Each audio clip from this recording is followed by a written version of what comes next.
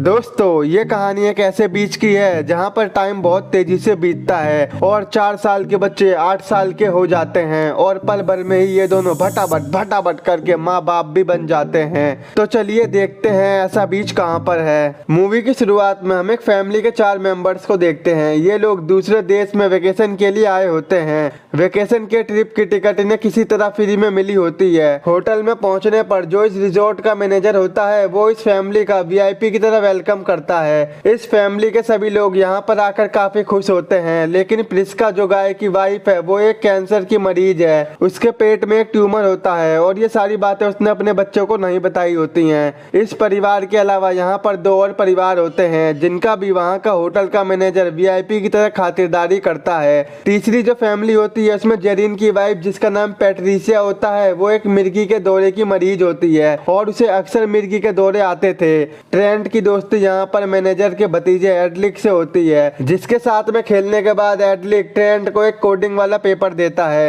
एडलिक का यहाँ पर कोई भी फ्रेंड नहीं होता है, इसलिए ट्रेंट के साथ दोस्ती होने से वो काफी खुश होता है। अगले दिन वो मैनेजर इन सभी फैमिली वालों को मजे कराने के लिए बीच पर जाने का प्लान बनाता है और वो इन्हें बताता है कि इस बीच पर कुछ ही लोग जाते हैं जो हमारे लिए खास होते हैं या फिर वो वीआईपीस होते हैं। ये सुनकर वो सभी काफी ज्यादा एक्साइटेड हो जाते हैं और अगले ही दिन बीच पर जाने के लिए निकल जाते हैं। इनके साथ ही एक और फैमिली होती है और ये सभी जल्दी वहां पर पहुंच जाते हैं। बस का ड्राइवर बस को मंजिल से पहले ही रोककर उनको बीच का रास्ता बताकर वहां से चला जाता है। अब ये सभी थोड़ा बहुत चलकर आखिरकार बीच पर पहुंच जाते हैं। ये बीच काफी मस्त और शानदार होता है और सभी बच्चे यहाँ पर खेलना और मौज मस्ती करना शुरू कर देते हैं। दूसरी फैमिली में जॉन और उसकी वाइफ क्रिस्टल और उनकी बेटी कैरा होती है। कैरा ट्रेंट और मैडॉक्स के साथ खेलने लगती है। खेलते समय बच्चों को इस बीच पर कुछ पुराने सामान पड़े हुए मिलते हैं। ऐसा लगता है कि पहले जो फैमिलीज यहाँ पर आई थी वो अपने सामान को ले जाना भूल गई थी। ट्रेंट हाइड एंड सीक खेलते समय पानी के अंदर छिपा होता है तो उसको वहाँ पर एक लड़की की लाश दिखती है, जिससे वो डर जाता है और चिल्ला के अपनी मॉम के पास जाता है।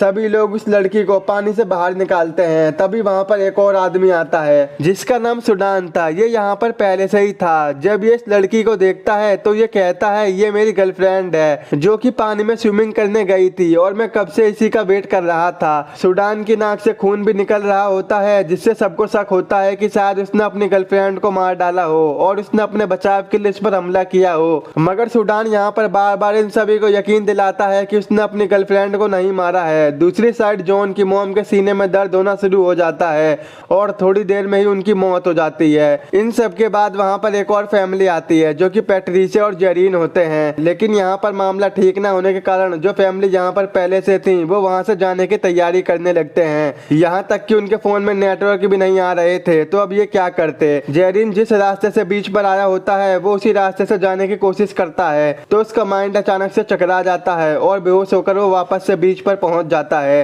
थोड़े समय बाद जब पैट्रिसिया और जेरिन मैडॉक्स से बात कर रहे होते हैं तो वो देखते हैं कि मैडॉक्स और ट्रेंट की उम्र अचानक से बढ़ चुकी है। वो दोनों 13 और 6 साल के थे और अब बढ़कर वो 17 और 10 साल के हो गए होते हैं। उनके मॉम डैड उनको देखकर काफी हैरान हो जाते हैं। उन्हें बिल्कुल भी समझ में नहीं आता है कि आखिरकार हुआ क्या है। जो लोग भी उस बीच से बाहर निकलने की कोशिश करता है वो दोबारा से बेहोश होकर फिर से बीच पर आ जाता था। यहाँ पर बच्चों की उम्र तो काफी तेजी से बढ़ रही थी। कैरा जो कि पहले 4 साल की थी वो अब बढ़कर 8 साल की हो गई थी। कुछ देर बाद सभी लोगों को पता चलता है कि यहाँ पर टाइम काफी तेजी से बीत रहा है, जिस वजह से सभी लोगों की उम्र बढ़ती जा रही है। जो लोग पहले से ही बड़े हैं उनमें तो ज्यादा बदलाव नजर नहीं आ रहा था, मगर जो बच्चे छोटे थे उनका शरीर काफी तेजी से बदलता जा रहा था। और यहाँ पर जितने भी लोग हैं उनकी फैमिली में से कोई ना कोई एक बीमारी से पीड़ित होता है। पैट्रिसिया को मिर्गी के दौरे होते हैं, प्रिस्का के पेट में ट्यूमर होता है, सुडान को भी एक रेयर बीमारी होती है जिससे उसके नाक से खून आता रहता है और जॉन को दिमागी प्रॉब्लम होती है। जॉन के मन में अचानक से कुछ ऐसा आता है जिससे वो सुडान के मुंह पर चाकू से कट मार देता है, लेकिन कुछ सेकंडों में ही वो बिल्कुल पहले जैसा ठीक हो जाता है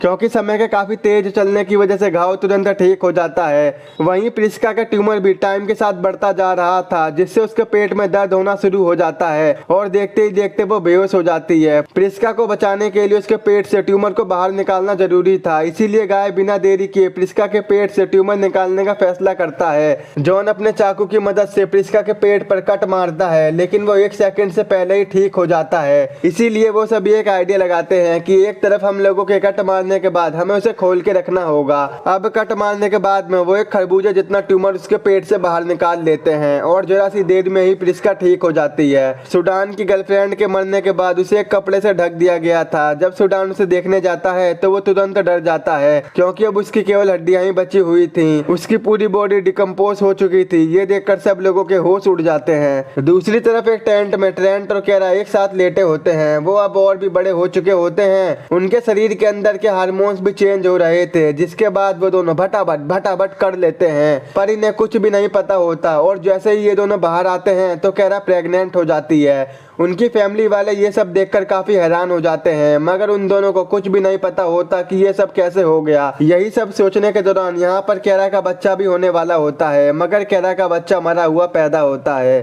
ट्रेंट इस वजह से काफी दुखी हो जाता है। टाइम के साथ साथ जॉन की दिमागी हालत और भी ज्यादा खराब होती जा रही थी। जब सुडान एक जगह पर शांति से बैठा होता है तो जॉन पीछे से जाकर उस पर चाकू से वार करके उसे मार देता है। सभी लोग इससे बेहद परेशान हो जाते हैं। वो अब इस जगह से बाहर निकलना चाहते थे, मगर ये यहाँ से कहीं भी नहीं जा सकते थे। अचानक से केरा के दिमाग में एक आइडिया आता है और वो पहाड़ के ऊपर चढ़ के यहाँ से निकलने की कोशिश करती है, पर ऊंचाई पर जाने के बाद ही उसका माइंड काम करना बंद कर देता है, जिससे वो नीचे गिर जाती है और वो भी मर जाती है। केरा के मरने के बाद ट्रेंट पागल सा हो जाता है। वहीं पैट्रिशिया को दौरे आने की बीमारी होती है, लेकिन काफी टाइम से उसे एक भी दौरा नहीं आया होता है। लेकिन आज उसे मिर्गी का दौरा आ ही जाता है, जिससे उसकी भी मौत हो जाती है। धीरे धीरे क्रिस्टल की सारी सुंदरता खत्म हो जाती है। रात होने पर प्रिस्का और गाय दोनों बूढ़े हो जाते हैं और अब जॉन का दिमाग पूरी तरह से पागल हो चुका होता है। वो किसी के ऊपर भी हमला करने लग जाता है और वहीं अपने बचाव के लिए प्रिस्का जॉन पर एक चाकू से हमला कर देती है, जिससे वो भी मर जाता है। सभी लोगों के मर जाने के बाद बस अब एक ही फैमिली जिंदा बच पाती है, लेकिन टाइम का इतनी तेजी से चलने की वजह से प्रिस्का और गाय की भी मौत हो जाती है और अब सिर्फ यहाँ पर ट्रेंट और मैडॉक्स ही बचे होते हैं। अगले दिन हम देखते हैं कि ट्रेंट और मैडॉक्स अब पूरी तरह से जवान हो गए थे।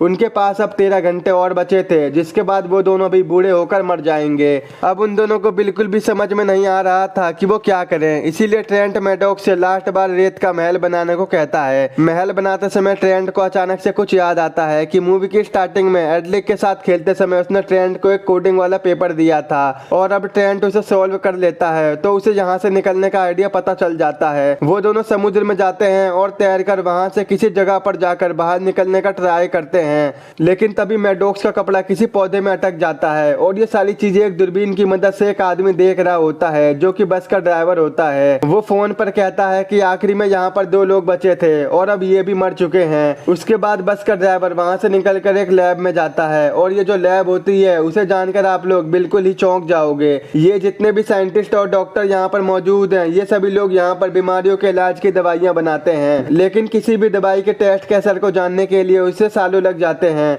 जिससे कि ये पता चल सके कि कौन सी दवाई ठीक है और कौन सी दवाई काम नहीं कर रही है। ये सभी लोग दुनिया से बीमार लोगों को ढूंढकर सब लोगों को टूर के बहाने यहाँ पर बुलाकर अपनी मेडिसिन के टेस्ट इस बीच की मदद से करते हैं, जिस पर उम्र काफी तेजी से बढ़ती है। वो सभी लोग यहाँ पर अपनी मेडिसिन का उन पर ट्राई करते हैं। रिजॉर्ट का मैनेजर अगले दिन एक और नए टूरिस्ट का वेलकम करने जाता है। तभी वहाँ पर मैडॉक्स और ट्रेंट आ जाते हैं, जिनको वो लोग मरा हुआ समझ रहे थे, वो असल में मरे नहीं होते हैं। वो दोनों लोग उस समुद्र से बचकर बाहर निकल जाते हैं और सभी लोगों के सामने आकर मैनेजर की पोल खोल देते हैं। ट्रेंट और मैडॉक्स वहाँ पर सभी लोगों को बता देते हैं कि यहाँ पर क्या होता है। सिर्फ एक ही दिन में 6 साल का बच्चा एक जवान आदमी में कैसे बन गया।